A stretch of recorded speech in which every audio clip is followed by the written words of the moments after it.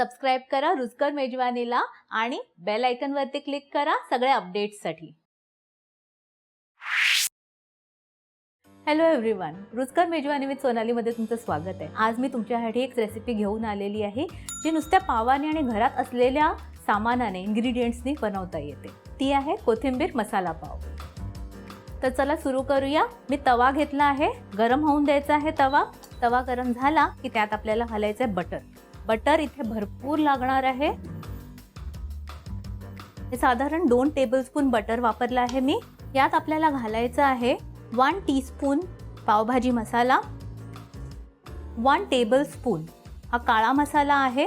हा काळा मसाला कसा बनवायचा ह्याची लिंक डिस्क्रिप्शन बॉक्समध्ये आहे आणि हा तुमच्याकडे नसेल तर तुम्ही जो काळा मसाला घरी वापरताना तोही वापरू शकता। हे थोडं मिक्स करून घेऊया आपण। आता यात आपण घालायची आहे 1 कप कोथिंबीर। मिक्स करूया।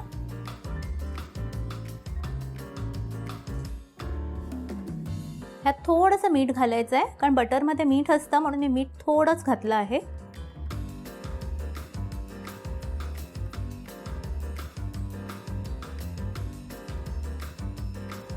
आता यात घालायचा आहे 1 टीस्पून लिंबाचा रस। मिक्स करूया। आता हा मसाला आपण असा बाजूला करून ठेवूया। आता पुन्हा आपण थोडासा बटर घेऊया आणि त्यावर पाव ठेवूया। हा सगळा बटर लावून घेऊया। दुसऱ्या बाजूलाही आपण तसंच करूया।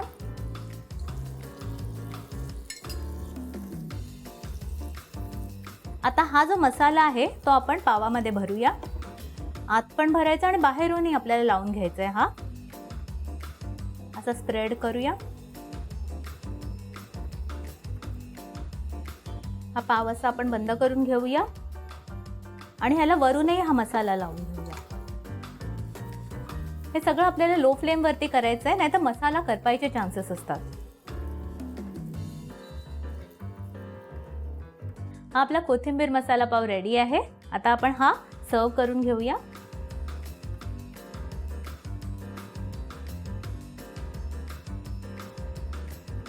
आपला कोथिंबीर मसाला पाव रेडी आहे। हा चिरलेला कांदा आणि टोमॅटो बरोबर पण खूप छान लागतो।